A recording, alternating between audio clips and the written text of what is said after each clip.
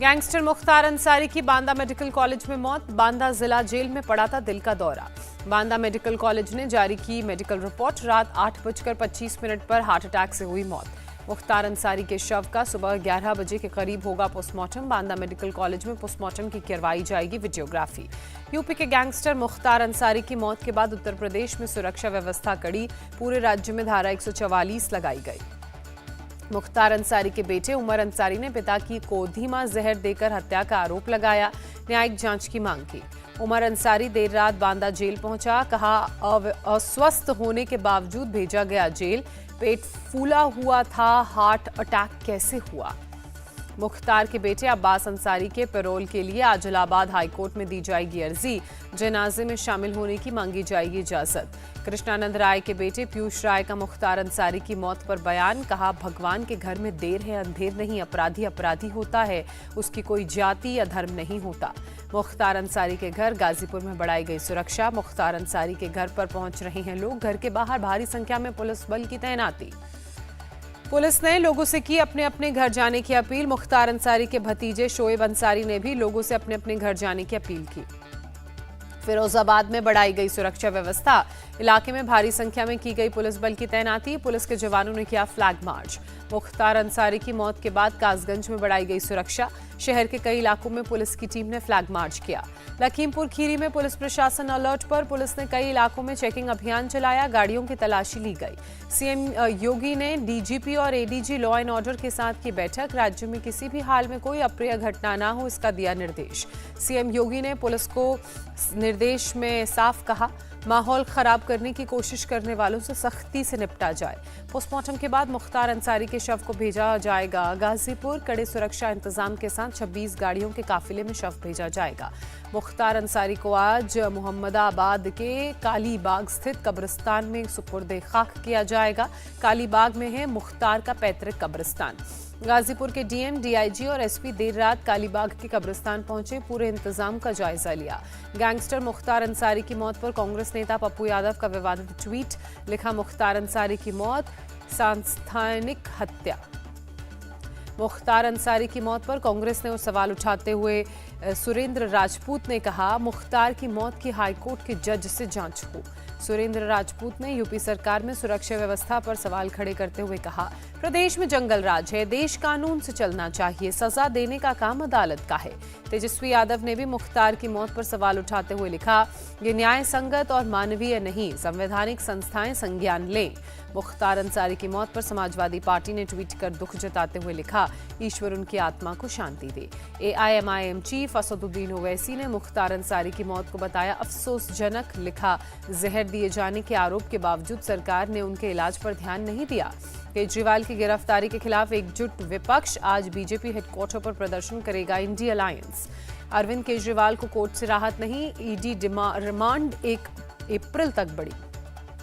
अरविंद केजरीवाल ने कोर्ट में खुद पैरवी की। कहा, बिना आरोप बताए मुझे गिरफ्तार किया, ना मैं आरोपी हूं ना मैं दोषी। केजरीवाल ने कहा, क्या 4 बयान सीएम को गिरफ्तार करने के लिए काफी हैं? आपको खत्म करने का भी आरोप लगाया। अरविंद केजरीवाल ने कहा, ईडी जांच के बाद शुरू हुआ शराब घोटाला। शरत रेड्डी ने गिरफ्तार होने के बाद बीजेपी को पैसे दिए। केजरीवाल के आरोपों पर ईडी का जवाब, कानून के सामने सीएम और कॉमन मैन सब बराबर। सवालों का सही जवाब नहीं दे रहे हैं केजरीवाल। बिहार में महागठबंधन में सीटों के बंटवारे का आज होगा ऐलान। आरजेडी दफ्तर में दोपहर 12:15 बजे होगी ज्वाइंट प्रेस कॉन्फ्रेंस। नेता प्रतिपक्ष तेजस्वी यादव करेंगे महागठबंधन की सीटों का ऐलान। कांग्रेस सहित सभी सहयोगी दल के नेता रहेंगे मौजूद। बिहार में आरजेडी ने अब तक 12 उम्मीदवारों के नाम घोषित किए। सूत्रों के मुताबिक कांग्रेस को 9 सीटों का किया ऑफर। आरजेडी कांग्रेस को नवी सीट के तौर पर सुपौल दे सकती है। भागलपुर, मुजफ्फरपुर, बेतिया, सासाराम, किशनगंज, कटिहार, पटना साहिब और समस्तीपुर पर बन चुकी है सहमति। पूर्णिया की सीट कांग्रेस को देने के लिए तैयार नहीं आरजेडी। सूत्रों के मुताबिक पप्पू यादव निर्दलीय लड़ सकते हैं चुनाव। पूर्णिया से चुनाव लड़ने पर अड़े पप्पू यादव ने कहा, इसे किसी भी कीमत पर नहीं छोड़ सकता। जेडीयू मंत्री अशोक चौधरी का लालू यादव पर हमला। कहा, लालू यादव गठबंधन के प्रति ईमानदार नहीं रहते, सीट बंटवारों में देरी उनकी पुरानी रणनीति।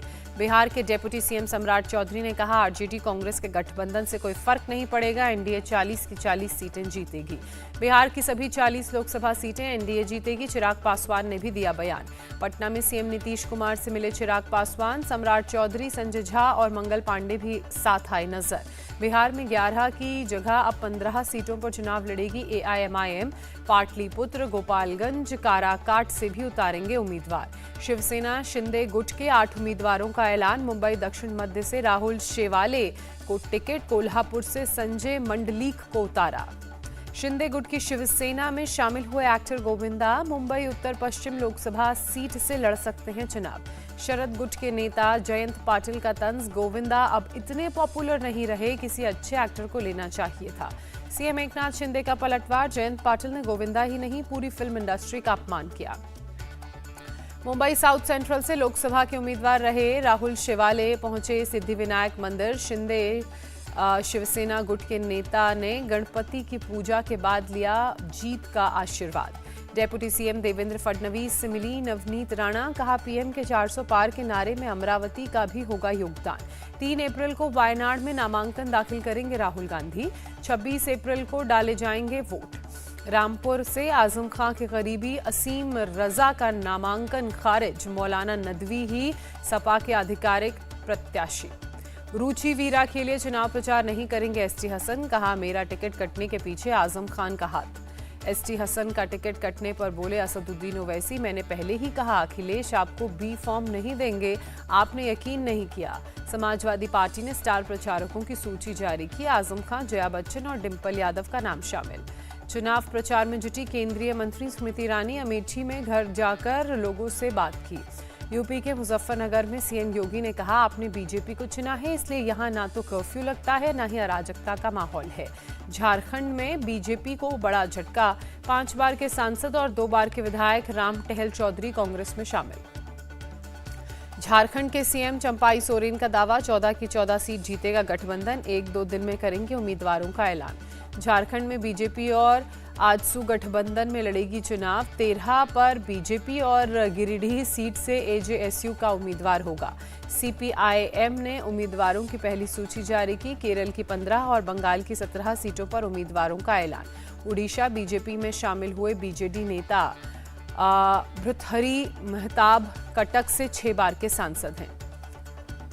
भृतहरि मेहताब के साथ दमयंती बेसरा और सिद्धांत महापात्रा भी भाजपा में शामिल हुए। विनोद तावड़े ने कहा, उड़ीसा के राजनीतिक हालात बदले हैं, इस बार उड़ीसा में परिवर्तन होने जा रहा है, पूर्वोत्तर का समाधान बीजेपी के मार्फत ही संभव।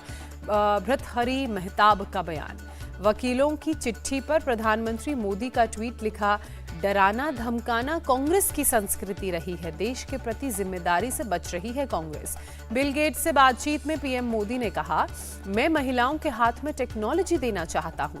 क्लाइमेट के सवाल पर बोले पीएम मोदी, हमारी सरकार ने प्रगति के पैरामीटर क्लाइमेट फ्रेंडली बनाए रखे हैं। चेन्नई में एक क्लब का फॉल सीलिंग गिरने से 3 लोगों की मौत, मौके पर पुलिस और रेस्क्यू टीम मौजूद, छत का मलबा हटाया गया। मरने वाले तीनों शख्स क्लब के मेंबर हैं। पुलिस की टीम हादसे की जांच में जुटी। गुरुवार रात करीब 9:30 बजे की घटना। हैदराबाद के आसिफ नगर में पार्किंग में आग लगी, भारी संख्या में गाड़ियां जलकर खाक। फायर ब्रिगेड की टीम ने आग पर काबू पाया। आग से किसी का जानी नुकसान नहीं, कई बाइक्स जलकर खाक। आग लगने के कारणों की जांच जारी। मध्य प्रदेश के ग्वालियर में पुलिस की टीम ने 25 लाख कैश बरामद किया। चेकिंग के दौरान कार से मिले रुपये।